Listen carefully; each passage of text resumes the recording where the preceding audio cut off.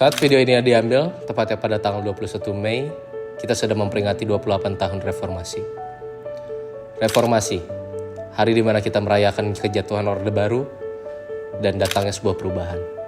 Namun di tengah perubahan tersebut, hadir satu sosok yang mengingatkan kita semua bahwa demokrasi tidak datang dengan cuma-cuma. Dan tokoh itu adalah Munir. Sejak kasus penghilangan orang ini ada yang dihukum. Pertama dari Special Force ya, dari Kopassus. Ada 11 orang Kopassus untuk apa yang disebut tim mawar penculikan terhadap 9 orang.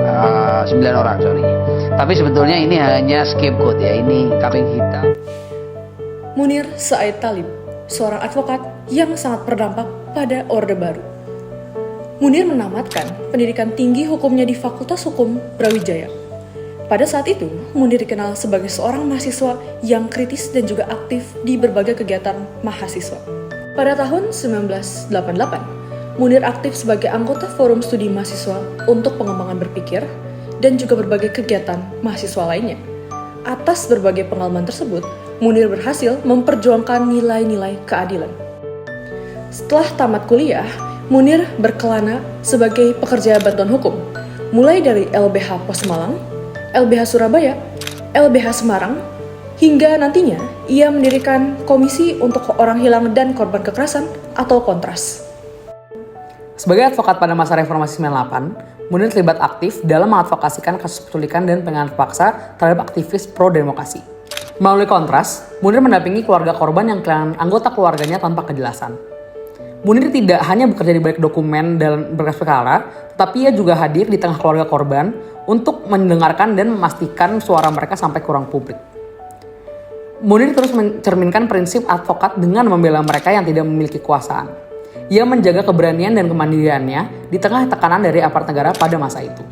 Bagi Munir, kasus pelanggaran HAM tidak dapat dipandang sebagai peristiwa individual yang berdiri sendiri.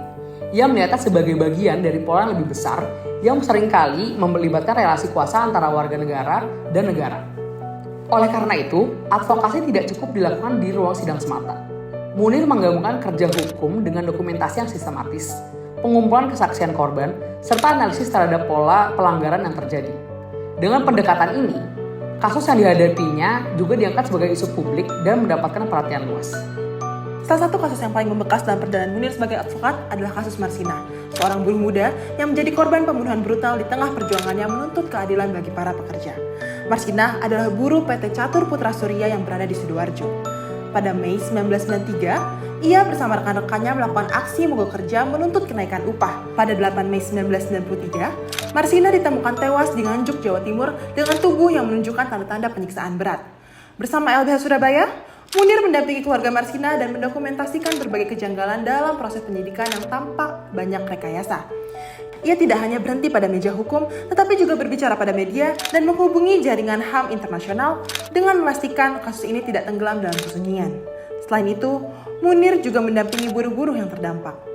Dalam sebuah epilog berjudul Marsina tewas di perut politik perburuhan Orde Baru, tertulis pendekatan Munir sebagai advokat yang tidak hanya bekerja di ruang sidang, tetapi juga aktif membangun narasi publik dan kesadaran hukum masyarakat melalui tulisan dan wacana akademis.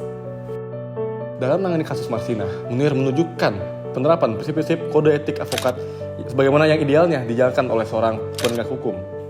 Pertama, independensi. Munir membela tanpa memandang siapa itu kliennya. Keluarga buruh yang tidak memiliki materi kuasa atau polis sekalipun, ia tetap bela.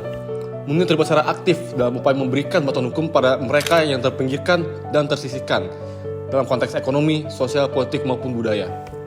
Setiap kali keadilan jatuh sejauh, ulur tangan Munir akan mencoba untuk mendekatkannya. Ia menjaga kemandiriannya di tengah pusaran politik di bawah tekanan rezim yang tersegan untuk menggunakan kekerasan tanpa berpaling pada kepentingan pihak yang lebih kuat. Kedua, kesungguhan pembelaan. Dalam kegiatan litigasi perburuhan, Munir mampu mengoreksi kelemahan sistem dan berinisiatif untuk mencari alternatif peluang yang bisa dimainkan oleh para buruh. Ia bukan sekedar menjalankan suatu prosedur saja, melainkan secara aktif merancang strategi hukum yang berpihak pada korban. Setelah kita semua mendengarkan kisah Munir yang sangat menginspirasi, perjalanan Munir berakhir secara tragis. Munir diracun dengan arsenik saat dia melakukan perjalanan untuk melanjutkan studinya di Belanda. Munir pun dinyatakan meninggal saat pesawatnya berada di atas ketinggian 40.000 kaki di ruang udara Rumania. Motif pembunuhannya pun masih menjadi misteri. Beberapa sumber mengatakan bahwa dia dibungkam karena terlalu vokal menentang pemerintah. Meskipun Munir sudah tiada, ia tetap menjadi simbol ideal seorang advokat. Simbol harapan dan perlawanan bagi para korban yang masih menantikan keadilan di tengah hukum kita yang sangat bobrok ini.